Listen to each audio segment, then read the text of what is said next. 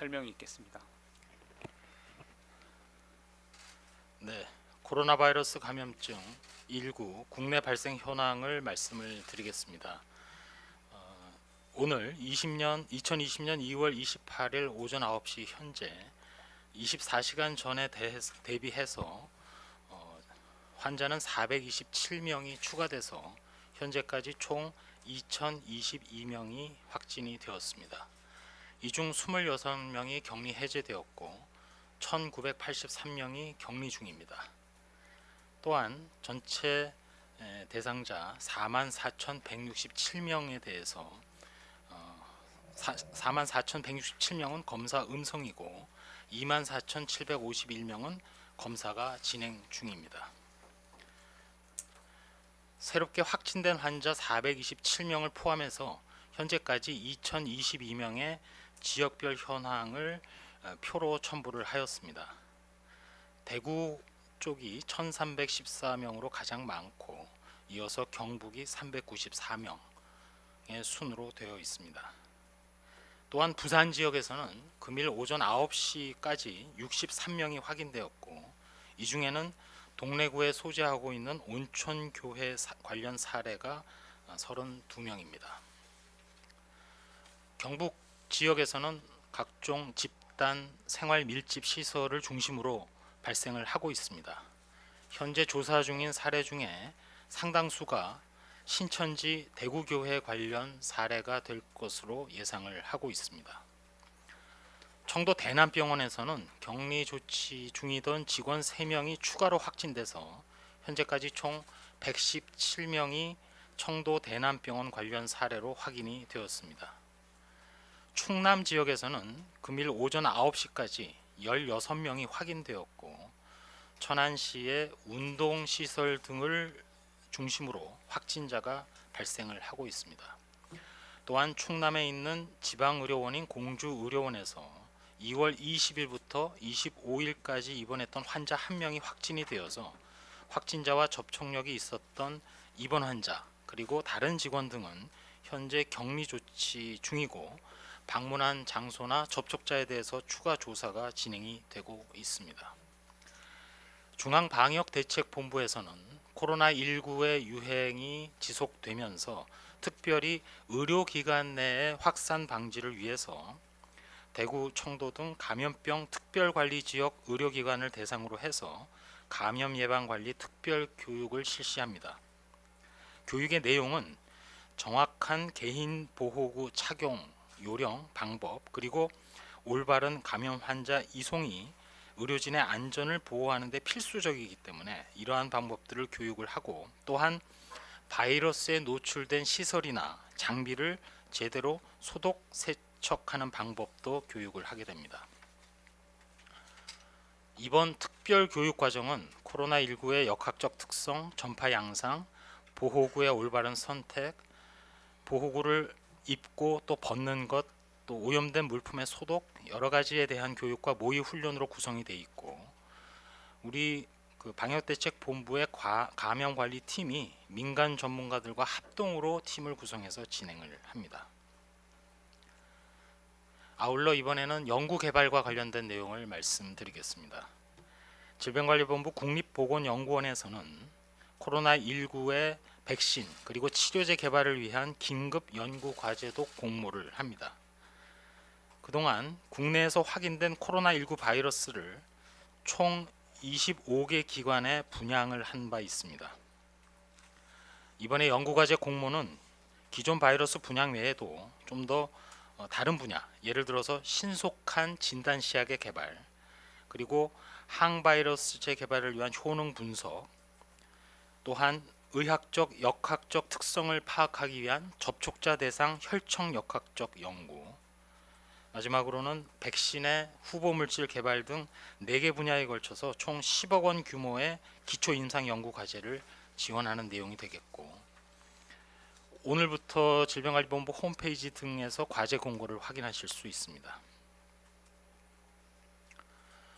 현재의 상황과 관련해서 말씀드리겠습니다. 일단 감염병 특별관리 지역의 발생은 지난 2월 16일경에 노출된 감염자가 잠복기를 지나서 증상이 발현되고 이들이 검사를 거쳐서 순차적으로 확인되고 있는 양상입니다. 해당 지역에서는 지난주부터 강화된 방역 조치에 따라 자가격리를 철저히 이행하는 것이 추가 확산을 차단하기 위해서 매우 중요하다는 말씀을 드립니다. 그 외에도 해당 지역 시민들께서는 여러 번 저희가 강조하고 있는 손 씻기, 또 기침 예절 준수 등 개인 위생을 철저히 준수를 해주시고 개인별로 식기나 수건을 각각 사용을 하시고 각종 손길이 많이 닿는 물건에 대해서는 깨끗하게 닦는 등 환경 위생도 철저히 할 것을 부탁드립니다. 또한 신천지 대구교회를 포함한 해당 단체의 전국 모든 신도들은 여러 차례 저희가 별도로 당부드린 사항을 지켜주시기 바랍니다. 최대한 집에 머물고 외출을 자제해 주시고 발열이나 호흡기 증상이 없더라도 외출을 자제해 주시고 또 만약 발열, 호흡기 등의 증상이 나타나면 사전에 1339 등의 콜센터 그리고 보건소에 문의하신 후에 선별진료소에서 검사를 받으시기 바랍니다. 또한 평소 앞서 말씀드린 생활수칙을 철저히 지켜주시고 자가격리자는 의료인 방역당국의 지시를 철저히 따라주시기 바랍니다. 일반 국민들께서도 개인위생을 주의하고 씻지 않은 손으로 얼굴에 있는 눈, 코, 입 등을 만지지 않도록 개인적으로 또 주의하셔야 됩니다. 의료기관을 방문할 때는 마스크를 반드시 착용하고 사람이 많은 곳에 방문을 자제하시고 발열이나 호흡기 증상이 있는 사람과는 접촉을 피해야 됩니다.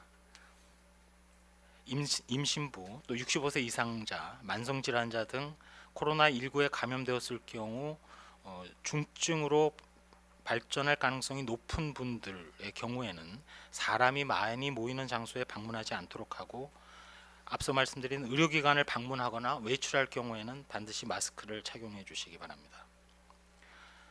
발열이나 호흡기 증상이 나타난 사람은 외출을 자제하고 일단은 집에서 충분히 휴식을 취하면서 3, 4일간 경과를 관찰할 것을 권고드립니다. 38도 이상의 열이 지속되거나 증상이 심해지면 콜센터 또는 관할 보건소로 문의하거나 선별 진료소를 통해서 진료를 받으시면 되겠습니다.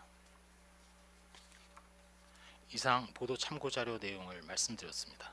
네, 그럼 질의응답 시간 갖도록 하겠습니다.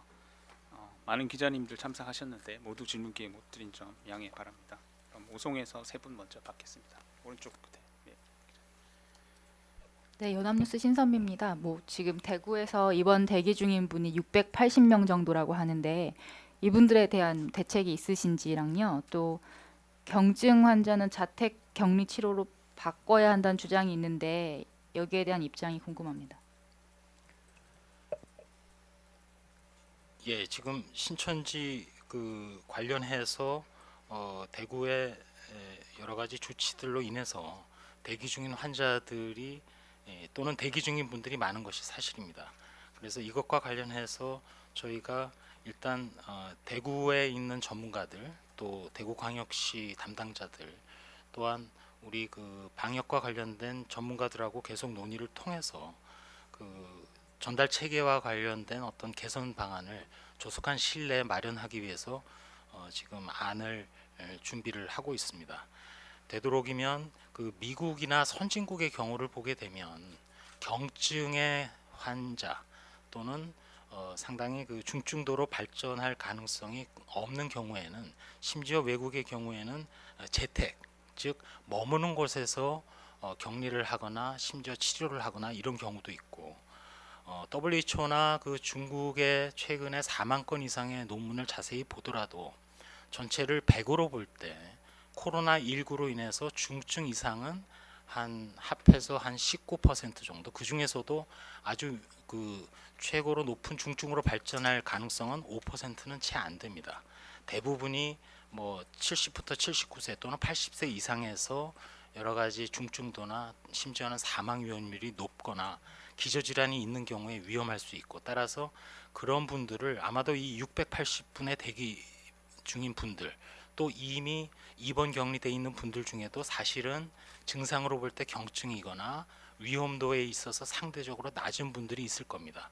그런 분들을 합리적 기준에 따라서 선별해서 그 기준도 저희가 지금 고민을 하고 있고 또 안을 준비를 하고 있고 그거에 따라서 적절하게 관리를 받으실 수 있도록 그렇게 관리를 받으심으로써 도리어 어제 좀 불행한 일이 있었습니다만 장기 이식 후에 고령의 연령이셨고 그런 분들이 바로바로 제대로 된 진료를 받으실 수 있도록 그렇게 함으로써 의료기관도 제 기능을 유지할 수 있도록 하고 그럼으로써 코로나19의 유행 과정에 다른 질환을 앓고 계신 많은 중환 환자들이 제대로 의료기관을 이용하실 수 있게 또 의료기관이 작동할 수 있게 그런 안을 신속하게 준비해서 진행을 하겠습니다. 지금 계속해서 전문가들과 아무래도 이 부분은 상당히 보건학적 판단 이외에 의학적 판단도 상당히 중요하기 때문에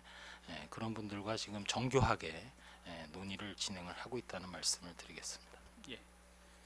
그 역학 수치나 상세 수치 관련된 내용은 저희가 질의응답 이후에 문자를 통해서 답변 드리겠습니다. 그럼 다음 오송에서 다음 질문. 네. 고생 많으십니다. 대덕넷 김인환 기자입니다.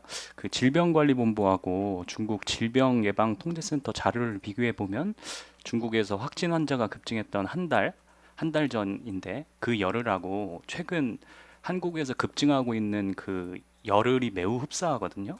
그래서 중국 추이를 보면 확진 환자 1,000명 찍고 딱 일주일 후에 이제 10,000명으로 늘어났어요. 그래서 이걸 사례로 보면 한국도 분명히 그런 오히려 중국보다 지금 그 증가 수치에 비한 수치로 보면 굉장히 더 늘어나는 지금 형국이거든요. 그래서 한국도 앞으로의 열흘 정도 시나리오별 좀 과학적인 처방이 지금 있어야 될 것 같거든요. 매우 중요해 보이는데 향후 좀 시나리오별 과학적 좀 처방이 좀 있으신지 일단 한 가지 여쭙고요. 그리고 짧게 오늘 뭐 본부장께서 브리핑을 직접 챙기고 계시는데 뭐 오늘 나오신 배경은 어떤 건지 간략하게 좀 부탁드리겠습니다. 네, 향후 시나리오와 관련해서도 저희가 내부적으로 그리고 전문가들과 함께 많은 얘기를 나누고 있습니다. 오늘 유의하게 보고 있는 것은 어제 아마 미국 CDC의 담당 국장이 얘기를 했었고 미국도 지역사회 전파를 피할 수 없다는 얘기를 한 게 있습니다. 또한 WHO 사무총장의 그 기자 인터뷰의 서문을 보시면 마찬가지로 WHO에서도 전체적인 상황에 대해서 평가를 한 바 있습니다. 지금 현재 코로나19의 경우 우리에게 남아있는 방어 수단이 과거의 신종플루와 비교할 때 치료제와 아주 효과적인 치료제 그리고 백신이 지금 없는 상황입니다. 그 경우 호흡기 전파의 감염병의 경우 중국의 경우 아까 말씀하신 대로 열흘 만에 유행의 정점을 찍었다고 볼 수 있는데 물론 우리나라의 경우는 역학적 유행 곡선의 분석을 조금 더 유의해야 됩니다. 왜냐하면 우리나라의 유행의 경우에는 특정한 어떤 코어 그룹 즉 신천지 교회 그 교인들의 워낙 집단적 효과가 크기 때문에 전체의 양상을 좀 왜곡할 우려도 있습니다. 어쨌든 현재로서는 그러한 코어 그룹 유행을 아주 활성화시키는 중심적 집단을 하루라도 빨리 신속하게 찾아내고 그 찾아내는 과정에서 전체적인 규모의 수는 많이 늘어나는 듯 보이지만 내용적으로 볼 때는 대다수가 한 집단의 자체 발생 내지는 그 집단으로 인한 전파로 묶여져 있기 때문에 그 부분을 빨리 관리망으로 들이기 위해서 그동안 노력을 해왔고 이제 어제부터 시도로 대구 이외의 지역의 교인들에 대한 명단도 통보가 돼서 활동을 하고 있습니다. 그렇게 함으로써 중심적 집단을 관리망에 두게 되면 나머지 남아있는 여러 상황 중에는 연결고리를 제대로 찾을 수 없는 지역사회의 전파 경로 그것이 현재로서는 최대의 관심사입니다.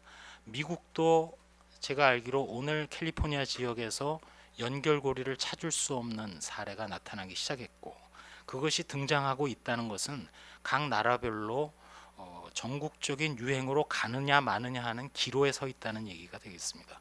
WHO도 그거를 이제 유의해서 경고를 하고 있는 상황입니다. 따라서 그 향후 시나리오와 관련해서는 그렇게 연결고리를 잘 찾을 수 없는 그리고 타 지역에서의 어떤 유행 상황 또 전파 상황 이런 것들을 계속 면밀히 보면서 개별적으로 발생하는 사항들을 좀 분석을 해서 저희가 적절하게 대응을 하도록 하겠습니다. 다만 그동안 펴왔던 여러 가지 그 컨테인먼트, 우리가 컨테인먼트를 전파 차단이라고 표현을 한다면 미티게이션, 즉 유행 최소화 또는 피해를 최소화하는 정책을 지금 동시에 가고 있습니다. 그 정책을 통해서 피해와 유행을 최소화시키기 위해서 노력을 하고 있고, 거기에 더해서 중요한 것이 개인 위생이 되겠습니다. 아까 제가 처음에 말씀드린 대로 지금 백신과 치료제가 없는 상황에서 가장 효과적인 것이 사실은 사회적 격리입니다. 전문가들이 여러 차례 얘기하셨지만 사스 코로나 바이러스의 경우 바이러스가 사스 때는 3피트라고 표현합니다. 약 한 90cm 정도 기침하거나 말을 할 때 비말이 튀는 거리인데, 이번에 등장한 코로나 바이러스는 대개 한 6피트 정도, 2m입니다. 따라서 아까 생활 수칙과 위생 수칙을 강조드렸는데, 사실상 2m 거리가 떨어져 있으면 설령 환자를 만난다 해도 나에게 그 바이러스가 침입할 가능성은 남는 것은 손밖에는 없습니다. 그 환자에서 나온 바이러스가 직접 손과 손이 닿거나 또는 묻어있는 물체를 내가 손으로 만졌다가 나의 눈, 코, 입에 가져댔을 때 감염이 될 수 있기 때문에 그런 것들을 저희가 국민들께 하루하루 계속 알려드리고 주의하고 조심함으로써 계속 지속될 수 있는 전파고리를 한 사람 한 사람이 끊어나가게 되면 과거에 일어났던 중국의 유행 또 과거 감염병의 유행들을 많은 부분 예방하고 차단하고 줄여나갈 수 있습니다. 따라서 결론적으로 향후의 시나리오는 지금 차단과 피해와 유행 최소화 정책이 동시에 시행되고 있으면서 사회적 격리까지도 강화해서 시행하고 있는 지금 이 순간에 최선의 노력을 통해서 최대한 이른 시기에 국내에서의 유행을 줄이기 위한 그런 기로에 지금 진입하고 있다, 그렇게 판단하고 있습니다. 오늘 배경 그거는 그동안 이제 제가 어제부터 중앙방역대책본부의 부본부장으로 업무를 시작을 했습니다. 따라서 대국민 또 대언론 이런 자리를 아무래도 뭐 수시로 주로 이제 본부장이신 질병관리본부장이 하시고 또 만약에 뭐 다른 일정이나 여러 가지를 고려해서 번갈아 가면서 이렇게 브리핑하는 기회를 갖도록 하는 그런 입장을 가지고 있습니다. 예. 그럼 마지막으로 오송의 질문 받겠습니다. 혹시 예, 조선일보 상우입니다. 먼저 전국의 신천지 관련 환자 비율이 어제 45%에 이어서 오늘 41%까지 떨어졌는데요. 방대본에서 이 문제 어떤 관점에서 보고 계신지 궁금하고요. 두 번째는 대구 지역 병상 부족 문제가 심각한데 이런 환자 발생 추이에 따른 병상 확보 문제를 방대본이 중수본에 건의할 수 있는 권한이 있는지, 그리고 이런 병상 문제가 중수본 전담인지 아니면 방대본에서도 권한이 있는 문제인지 궁금합니다. 그리고 마지막으로 보건연구원에서 오늘 진단 치료제, 백신 이런 현안 해결 위한 연구 추진한다고 밝히셨는데, 이게 원장님 인사 이후로 추진되는 사항인지 아니면 이전에는 어떤 검토들이 있었는지 궁금합니다. 신천지와 관련해서는 퍼센트가 좀 떨어졌다고는 얘기하셨지만 사실은 아직도 조사 중인 부분이 있기 때문에 그런 것들이 다 완결이 돼야만 정확한 규모를 알 수 있을 것 같습니다. 그렇지만 어쨌든 상당히 특이하게도 우리의 경우 지금 유행을 일으키는 중심 집단이 상당히 과하게 큰 것은 사실이고, 그게 45%가 됐든 41%가 됐든 또한 일단 현재의 방역 대책에 있어서는 최우선으로 그 부분을 관리를 해야 된다는 것에는 변함이 없다는 말씀을 드리겠습니다. 두 번째로 방대본, 중수본 얘기를 하시지만 결국은 전체적으로는 다 중대본, 즉 중앙방역대책본부와 한 몸입니다. 따라서 특정 지역의 어떤 의료기관의 존속 여부, 또 병상의 가용 여부 이런 것들을 위해서는 너나 가릴 것 없이 조직원의 상하도 없이 다 매달려서 논의하고 아이디어를 모으고 전문가들과 협의를 하고, 또한 좀 더 방대본의 역할이 강조될 수 있는 부분은 아무래도 코로나19와 관련된 보건학적 어떤 전문성 그 영역에서 역할을 많이 하고 있다는 말씀을 드리겠습니다. 국립보건연구원의 연구 과제는 전에부터 계획이 쭉 되어 왔으나 아무래도 지금 코로나19의 유행 규모나 이런 것들을 고려를 하고 또한 많은 전문가들이 말씀드린 대로 이제는 지금 시급하게 코로나19에 대한 방역도 중요하고 동시에 말씀드린 대로 신종플루와 같은 경우 우리가 그 당시 치료제나 백신과 같은 우리가 사용하는 도구가 있었습니다. 물론 치료제는 처음부터, 백신은 중간 이후에 개발이 됐습니다만 따라서 이제라도 코로나19에 대해서 빠른 그 백신이나 치료제에 대한 연구를 시작을 해야 되고 진단의 경우는 다른 어느 나라보다도 우리나라가 빨리 바이러스를 분리하고 진단 키트를 제조하고 또 보급해서 지금 외국과 비교했을 때 상당히 많은 규모로 또 빠른 시간에 또 정확하게 지금 진단을 하고 있는 상황입니다. 따라서 그럼으로써 숫자는 늘어날지 모르지만 내용적으로 보게 되면 하나하나의 감염원이라고 할 수 있는 부분을 찾아내고 차단하는 노력을 하고 있다. 물론 언젠가는 지역사회 전체로 볼 때 이러한 부분도 전략의 수정이 필요한 부분도 있겠습니다만 현재로서는 그러한 전체적인 연구 개발에 있어서 국립보건연구원장의 취임 전, 후 가릴 것 없이 질병관리본부로서는 최선을 다해오고 있다는 말씀을 드리고 앞으로는 이러한 진단 백신 제제의 연구뿐만 아니라 또한 중요한 것이 사실은 국제협력입니다. 우리나라만의 지금 문제가 아니고 더군다나 이 실험 또 개발을 하려면은 연구가 필요하고 임상적인 실험이 필요하고 평가가 필요하고 이거와 관련된 기술을 이미 축적해 놓고 있는 많은 선진국들의 선진 연구기관이나 전문가들이 있기 때문에 그런 부분도 저희가 계속 노력을 해서 연구 개발에 박차를 가하도록 하겠습니다. 예, 그럼 세종으로 질의 넘기겠습니다. 세 분 순서대로 말씀 주시기 바랍니다. 네, SBS 화강민입니다. 고생하십니다. 그 13번째, 4번째 지금 그 병상 배정받지 못한 환자들이 많은데 이 부분에 대해서 그 중증도 분류 기준이 어느 정도 나왔다고 어제 설명을 해주셨는데 이게 어떤 기준으로 나오는지 그거 좀 자세하게 설명 부탁드리고요. 다른 거 하나는 그 병원에서 다른 병원으로 지금 이제 환자를 옮기는 작업들이 계속 꾸준히 이어지고 있지 않습니까? 이제 중증도별로도 하고 전담 병원도 있고 그래서 이 과정에서 이제 인지하지 못하고 있던 코로나19 감염 환자가 또 다른 감염원이 돼서 다른 병원을 오염시킬 우려도 있는데 이 부분에 대한 우려는 어떻게 대응하고 계신지 또 이거를 전담하는 다른 어떤 담당자가 있는 건지 컨트롤 타워가 있는 건지 그거 좀 설명 부탁드리고요. 마지막으로 인플루엔자 감시 체계나 아니면 쌀이로 이걸 통해서 확진된 케이스가 지금 사례가 있는지 그리고 뭐 다른 감염병이랑 뭐 인플루엔자 같은 거랑 같이 동시 감염된 그런 경우도 있는지 좀 확인 부탁드립니다.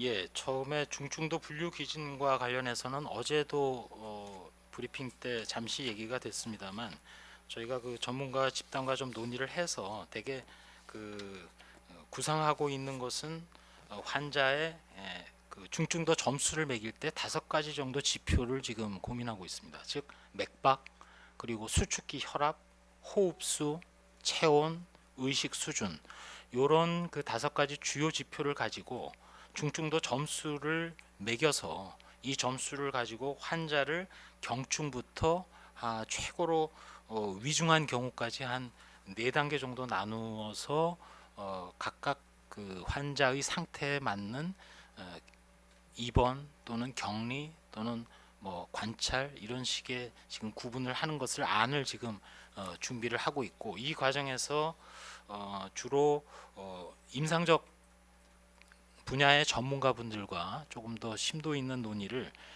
계속 진행을 해서 이게 이제 하루라도 빨리 되는 것이 중요하긴 합니다만 또 이것이 이번에 문제가 된 특별관리지역 외에도 혹시라도 향후에 다른 어떤 상황에도 적용이 될 수 있는 부분이기 때문에 저희가 빠르게 그렇지만 정확하게 신중하게 진행을 하고 있습니다. 두 번째로 말씀하신 부분과 관련해서는 마침 오늘 말씀드린 이제 예를 들면 보도 자료 참고 자료도 있습니다만 공주 의료원이 이제 그런 사례가 되겠습니다.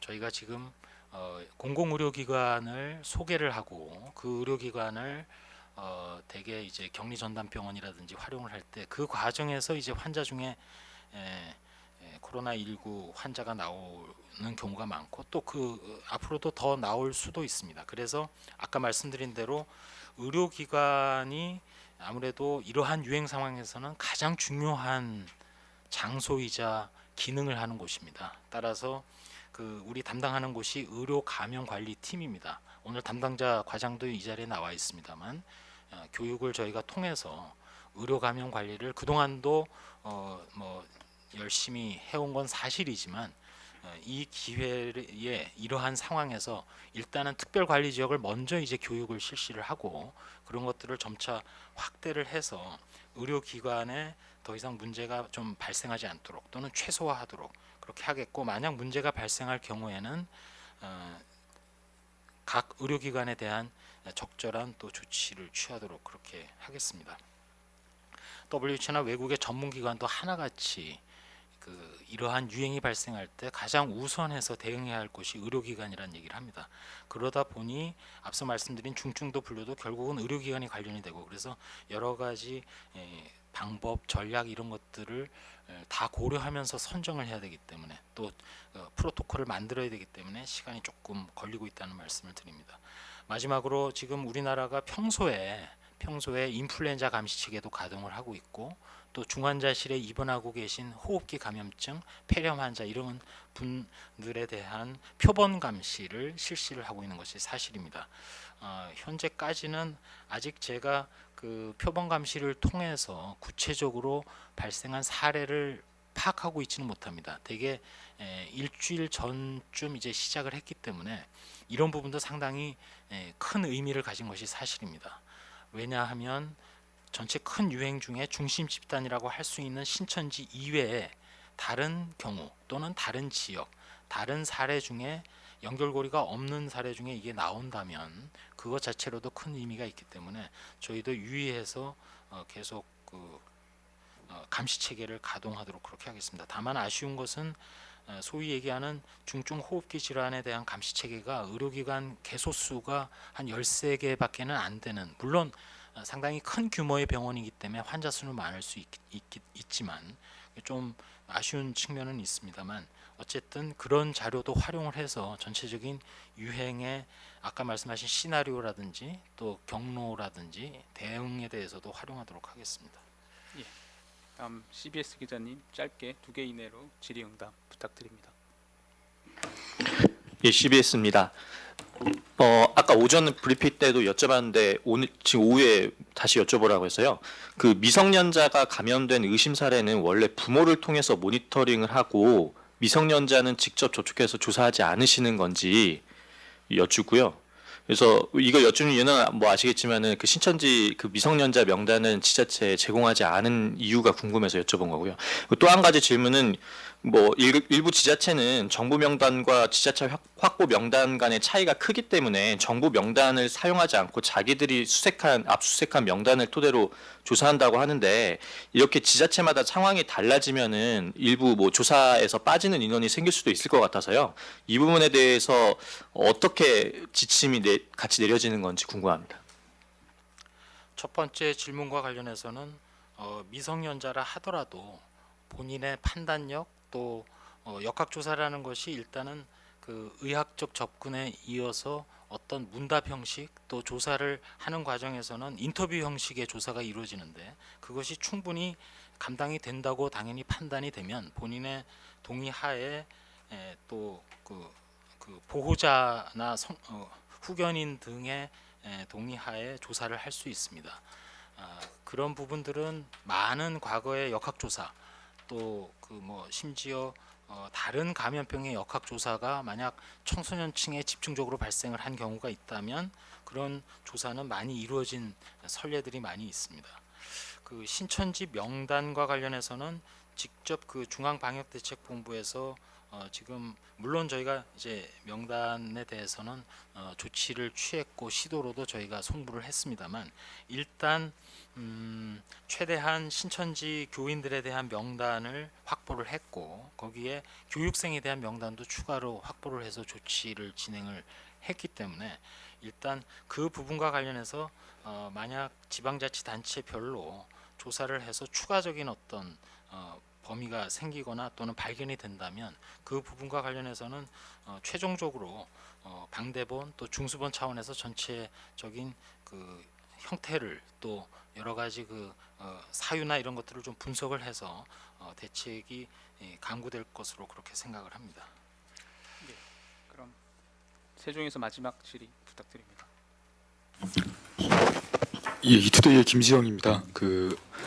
일부 지자체에서 환자 이동 경로를 방역에 필요한 차원을 넘어서서 공개하면서 개인정보 침해 문제가 좀 발생하고 있는데 이런 문제가 역학 조사를 좀 어렵게 만드는 요인 중에 하나가 되기도 하고요. 그래서 그런데 그 확진 환자 이동 경로를 어떤 수준까지 어떻게 공개할 수 있는지 명문화한 규정이 있는지 좀 궁금합니다.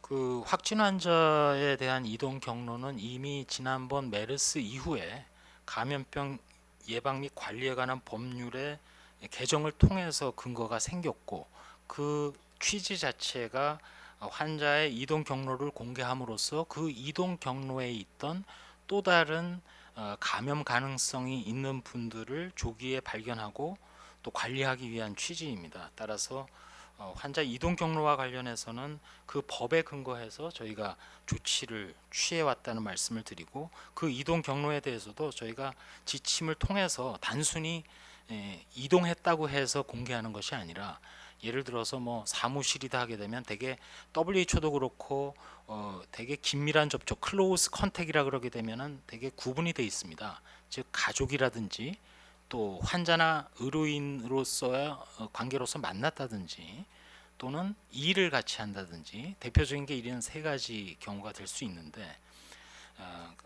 그 이외에 단순히 옮겨 다니는 통로 또는 경로를 공개하는 것이 아니고 저희 중대본 차원에서 또 질병관리본부 차원에서는 분명히 의미가 있다는 거 판단을 해서 또 정확하게 조사 후에 공개를 하고 있기 때문에 또 법에 근거해서 그렇게 하고 있다는 말씀을 드리겠습니다. 그럼 당산으로 질문 넘기겠습니다. 질문 대기하시는 기자님들 많으셔서 순서대로 질문 주시기 바랍니다. 네, 뉴시스의 구무서입니다. 어제 서울 금천구에서 924번째 환자 의료진이 검사 권유했는데도 본인은 검사비 때문에 검사 못 받겠다고 했는데요. 분명히 의사가 권유를 하면 이게 무료로 검사할 수 있는데 이게 실제 현장에서 이루어지지 않는 건지 혹시 관련해서 어떤 조사된 게 있는지 좀 궁금하고요. 그리고 아까 말씀하신 감염병 특별관리 지역에서 2월 16일경 노출된 이후 뭐 어떤 발병이 일어나고 있다고 하셨는데 이거 좀 자세하게 설명을 부탁드리고 그리고 여기서 말씀하신 감염병 특별관리 지역이라는 게 청도 대남병원도 포함하는 개념인지 좀 궁금하고요. 그리고 말씀하신 것 중에 재택격리 국가들 혹시 정리된 게 있는지 어느 국가에서 어떻게 재택격리하고 있는지 자료 있으면 좀 부탁드립니다. 마지막으로 현재 중증 환자, 위중 환자 혹시 몇 명씩 있는지도 좀 같이 부탁드리겠습니다. 네, 총 4가지를 질문하신 것 같습니다. 첫 번째와 관련해서는 제가 그 환자 번호와 관련해서 검사비를 얘기하셨는데 특별히 지금 보고받거나 그런 것은 없습니다. 다만 현재 이제 의심 환자라든지 또 조사가 필요한 환자의 기준과 관련해서 의료인 의사분들이 의심을 하게 되면 사실상 감염병 예방법에 따라서 검사비에 건강보험 이외에 본인이 부담해야 될 비용은 다 지원이 가능합니다. 다만 그런 경우가 아닌 뭐 따로 뭐 검사를 받을 경우에 예외적으로 이제 검사비에 대해서 본인 부담이 이루어지는데 지금 말씀하신 부분은 조금 더 상세히 파악을 하도록 하겠고 상황은 제가 말씀드린 대로 저희가 그 사례 정의를 아주 넓게 특히나 의료인의 자율적 의학적 판단에 근거해서 할 수 있도록 잡아놨기 때문에 좀 그런 사항들이 혹시라도 의료인 분들이 다 잘 인지가 되셨겠지만 조금 더 홍보하고 더 알리는 데 노력을 하도록 하겠습니다. 두 번째 질문과 관련해서는 특별관리 지역이기 때문에 그 지역은 지리적 개념이고 따라서 그 지역 내에 있는 모든 분들 또 기관, 장소 이런 것들이 다 해당이 된다는 말씀을 드리겠습니다. 세 번째 재택 격리 등과 관련해서는 계속 논의하는 과정에서 저희가 외국 자료도 찾아보고 외국의 기준도 확인하고 있고 다만 그 외국의 기준이라는 것도 상당히 유연하고 수시로 바뀌고 있는 것이 사실입니다. 따라서 이 부분과 관련해서는 지금 당장 뭐 나눠드릴 자료로 갖고 있지는 않은데 요거는 그 조금 더 정리를 해서 별도로 자료를 드리거나 말씀을 드리도록 그렇게 하겠습니다. 중증 환자 등과 관련해서는 저희가 자료를 현재 신종 코로나19 관련해서 총 16분의 중증 이상의 환자 명단을 저희가 파악을 하고 있습니다. 그 중에 중증이 6명 그리고 위중하다 아주 심각하다라고 판단하고 있는 사례는 한 10건 정도를 파악을 하고 있습니다. 이 중에 이 10건이라 하면 예를 들어서 인공호흡기를 사용을 하고 있다든지 심지어는 뭐 기관 삽관을 하고 있다든지 등등 자가 호흡이 상당히 어렵거나 환자의 상태가 중한 경우를 얘기하고 중증이라고 하게 되면 아무래도 그 심각한 상황까지는 아니라고 해도 환자에게 산소 마스크를 사용한다든지 또는 산소 농도 자체가 좀 낮다든지 등의 경우가 되겠습니다. 그래서 정리하면 총 16건, 중증이 6건, 위중하고 심각한 건이 10건 정도 됩니다. 다음 머니투데이 기자님. 네, 머니투데이 김근희 기자입니다. 저는 질문이 두 가지 있는데요. 지금 보면 코로나19가 확진 환자가 빠르게 늘어나고 있는데 우리나라 코로나19 그럼 피크는 언제라고 보시는지 이거랑요. 그다음에 전 세계적으로 이제 뭐 팬데믹이 아니냐 이런 이야기도 나오고 있는데 여기에 대해서 어떻게 생각하시는지도 궁금합니다. 코로나19의 피크와 관련해서는 현재로서는 아직은 뭐라고 말씀드리기는 어렵습니다. 왜냐하면 우리의 그 유행 상황 중에 누차 말씀드린 대로 유행을 일으키는 그 코어 그룹이라고 할 수 있는 중심 집단의 규모가 상당히 아직까지도 큰 상황이고 또한 연결고리가 없는 분산된 지역에서의 발생 또 그 지역에서의 발생이 그 지역에서 또 다른 클러스터로 발전이 되느냐 안 되느냐에 따라서 전체적인 그 유행의 양상 자체를 우리가 판단할 수 있기 때문입니다. 또한 그 과정에서 말씀드린 대로 접촉거리 2m 이상으로 유지하면서 계속해서 본인의 몸이 조금이라도 안 좋으면 외출을 삼가한다든지 그게 이제 가장 중요하겠습니다만 또 손을 씻고 손을 주의함으로써 체인 오브 트랜스미션 즉 전파의 연결고리가 하나하나 끊어질 때마다 그걸로 인해서 발생할 수 있는 많은 환자들이 차단이 됩니다. 코로나19에 전문가들이 R0라는 얘기를 합니다. 소위 베이직 리프로덕션 넘버라는 게 있어서 전문가들 말씀은 기초 재생산 지수 한 명의 감염자가 모든 사람이 감수성이 있다고 판단할 때 몇 명이나 감염을 시키느냐 한 명이 지금 코로나19의 경우는 대개 한 2 내외로 보다가 최근에 나온 논문에는 그게 한 3 좀 넘어간다는 사람도 있습니다. 보통 홍역의 경우가 10이 넘습니다. 즉 한 명의 홍역 환자가 10명 이상의 홍역을 발생시키기 때문에 그래서 삽시간에 퍼져지는 거거든요. 따라서 유행의 피크는 방금 말씀드린 그 병원체의 고유의 특성, 전파 경로, 또 서두에 말씀드린 감수성을 가진 숙주인 우리들의 그 행동 행태 등에 따라서 얼마든지 피크라고 할 수 있는 유행의 곡선 양상을 변화를 볼 수 있기 때문에 지금 뭐라고 예측하는 것은 상당히 단선적일 수 있다. 그런 모든 것들을 고려를 해서 최선을 다해서 유행의 곡선의 높이를 낮추고 또 유행의 면적을 줄이는 그런 노력을 하고 있다는 말씀을 드리고 팬데믹과 관련해서는 아무래도 그 WHO 사무총장도 얘기가 있었고 CDC의 국장도 얘기를 이미 했습니다만 보건을 담당하는 질병관리본부를 비롯한 전 세계의 아마 모든 방역을 책임지고 있는 기관은 일단은 마음속으로는 팬데믹을 각오하고 이것이 팬데믹이 될 수 있고 또 되면 어떻게 할 것인가라는 것을 염두에 두고 대책을 수립하고 있다는 말씀을 드리고, 이것이 팬데믹으로 갈지 실제로 또 간다면 어떤 유행을 그릴지는 앞서 말씀드린 그런 여러 가지 요소들이 복합적으로 작용을 해서 전체 팬데믹의 규모와 방향과 지속 여부를 결정하기 때문에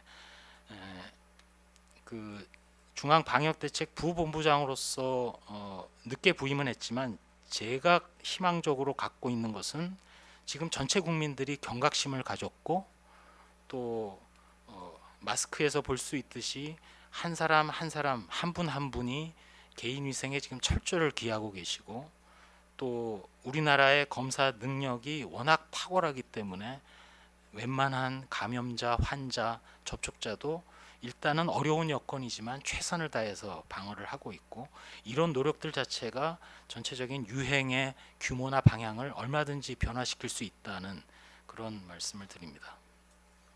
예. 그럼 다음 채널A 기자님. 네, 채널A 전혜정입니다.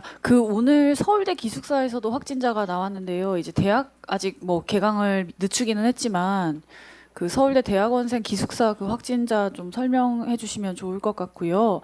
그리고 코로나 전파 속도 아까도 이제 홍역과 비교해서 설명해 주시긴 했었는데 좀 어떻게 보고 계신지 궁금한 부분이 있어요. 신종플루 같은 경우에 80일 만에 이제 1000명이 넘었었는데 이번 코로나 같은 경우에는 40일 그러니까 39일 만에 2000명이 넘은 거라고 이제 볼 수 있겠더라고요. 그러면 약 4배 정도 차이가 나는 건데 당국에서는 원래 바이러스 속도가 좀 이렇게 빠르다고 판단하고 계신 건지 아니면은 신천지 그러니까 슈퍼 전파자 집단 때문에 이게 숫자가 증폭된 걸로 좀 보시는지 궁금하고요. 그리고 마지막 이건 좀 간단한 질문이긴 한데 정은경 본부장님 오늘 불참하셨는데 사실 매일 비추시던 분이라 보니까 안 나오시니까 좀 궁금하기도 하고 국민들 같은 경우에는 좀 건강 이상이 있으신 거 아니냐 이렇게 보실 수도 있을 것 같거든요. 좀 그런 부분까지 설명해 주시면 좋겠습니다. 네, 첫 번째 서울대 특정 대학의 기숙사를 말씀하셨는데 제가 그 부분을 보고받지는 못했습니다.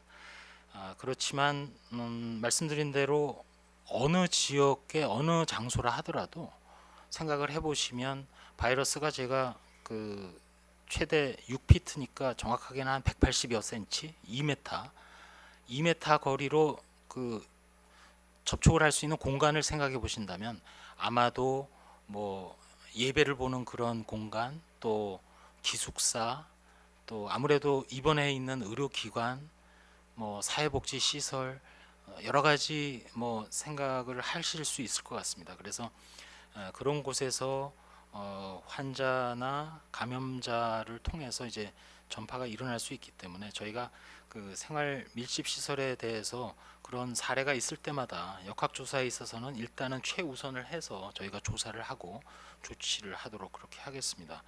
제가 홍역과 비교해서 전파 속도를 말씀을 드렸습니다만 과거 신종플루가 2009년에 등장했을 당시 신종플루는 말씀드린 대로 당시에 치료제는 이미 같은 인플루엔자 계열이었기 때문에 있었습니다. 백신은 없었고 그럼에도 불구하고 어쨌든 전 세계적인 유행으로 발전을 한 바는 있습니다만 지금 현재 여러 번 반복해서 말씀드리지만 우리나라의 경우는 전체적인 유행 곡선을 구성하는 부분에 있어서 특정한 코어 그룹의 영향이 너무나 큰 상황이기 때문에 그런 것들을 좀 일단은 좀 고려해서 분석을 해야 되는데, 문제는 코어 그룹 자체도 일단 전파를 일으킨다는 점, 또 다른 지역에서의 전파 규모나 속도, 또 발전 양상 이런 것들을 봐야 되기 때문에 아직은 이런 부분은 좀 더 전문가들과 함께 분석하고 검토하는 것이 필요하다고 판단을 합니다. 우리 질병관리본부장께서 방역대책본부의 본부장이고 아침에도 회의도 같이 했고, 다만 하루에 이제 부본부장으로서 앞서 말씀드린 대로 귀중한 시간에 국민 여러분과 언론에게 있는 사실을 신속하게 바로바로 투명하게 전달을 하려다 보니까 조금 더 여러 가지 다른 또 그 일들과 같이 진행을 하기 위해서 제가 부본부장으로서 역할을 하게 된 거기 때문에 앞으로도 이 뭐 브리핑이나 언론과의 이런 접촉 이런 것들은 조금 더 다변화하도록 그렇게 하겠습니다. 특히 참석 많이 하셔서 당사내 기자님 한 분만 더 질문 받고 나머지 질문은 저희가 문답으로 답변 드리겠습니다. 양해 부탁드리겠습니다. 당사내에서 한 분 질의 마지막으로 부탁드리겠습니다. 네, TV조선인데요.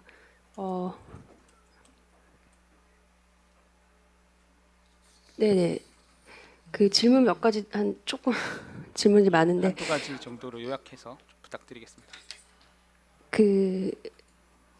네, 유증상자 관련해서 그러니까 신천지 교인들에 대해서 뭐 계속 여러 번 말씀을 하셨고 1,600명 정도 이제 증상이 있었다라고 말씀하셨는데 혹시 조금 더 업데이트가 됐는지 궁금하고 그리고 또 증상이 있든지 없든지 외출 자제 뭐 출근하지 말아라 이렇게 권고를 여러 번 했는데 그렇게 조치된 사람이 그럼 몇 명인지 유증상자 뭐 1,600명이랑 같은 건지 아니면 또 다른 숫자인지 궁금하고요. 이거 하나의 질문입니다. 연락 안 되는 인원이 있다고 지금 뭐 지자체별로 계속 발표가 나오는데 이거 몇 명 정도로 파악을 하고 계신지 그리고 지자체별 인원도 궁금한데 뭐 이거는 나중에 서면으로 다시 뭐 여쭤보도록 하겠습니다. 그래서 이 전체적으로 신천지 신도 그냥 퉁쳐서 1,600이 아니라 좀 세부적으로 다시 한번 정리를 해주셨으면 좋겠고요. 그 신도 중에서 혹시 고위험군 그러니까 뭐 의료기관 관련자들 고위험군도 있는지 한 몇 명 정도 되는지 궁금합니다. 신천지랑 상관없이 일반 유증상자 가운데에서도 고위험군 뭐 의료기관 관련자들 뭐 대략적으로 몇 명 정도 있었는지 궁금하고요. 이런 신천지 신도들 고위험군 출근하지 말라고 했는데 만약에 했을 때 뭐 법적으로 강제력 동원할 수 있는 근거가 어떻게 되나 그리고 오전에도 여쭤봤었는데 종교 행사 예배 계속 할 경우에 강제력 어떻게 동원할 수 있냐 이 부분 확답을 못 들었는데 여기에 대해서도 좀 다시 한번 확인 부탁드리겠습니다. 예.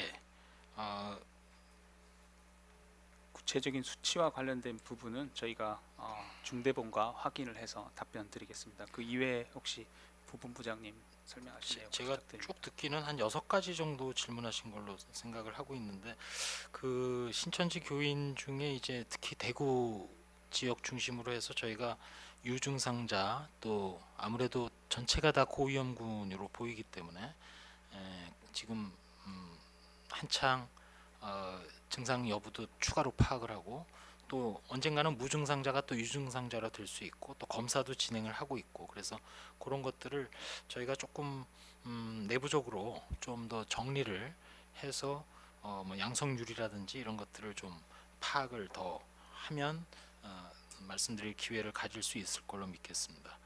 그 외출 자제라고 말씀하셨는데 제가 말씀드린 이 외출 자제는 원천적으로는 아침에 총리님도 그 중앙방역대책본부에 말씀을 하셨습니다만 전체적으로 그 지금은 영어를 자꾸 써서 죄송합니다만 소셜 디스턴싱이라 그래서 사회적 격리 또는 바이러스와 거리두기라고 개념을 얘기를 드려야 되는데 좀 더 그 말씀드리면 바이러스하고 2m 이상 떨어지려면 사실은 불필요한 어떤 다중 만남, 집회, 또 외출 이런 것들이 그 설령 일반 국민들이라 하더라도 자제되는 것이 사실은 바람직한 방향입니다. 그러면 더해서 고위험군이라면 외출을 반드시 자제해야 되는 것이 맞고 이런 것들을 어느 정도 관리하기 위해서 능동감시 차원에서 지자체에서 그 신천지 교인들의 명단이 어제부터 이제 확보가 돼서 한창 연락을 하고 있는 것으로 알고 있는데 저도 얘기 듣기로는 연락처를 파악했음에도 불구하고 연락이 잘 안 되는 경우도 많이 있는 것이 사실입니다. 일단은 며칠은 한 2, 3일 이상은 저희가 노력을 해서 계속 연락을 하도록 하고 연락이 정 안 될 경우에는 또 그거에 따라서 우리 중대본 차원에서의 조치가 취해지리라고 생각을 합니다.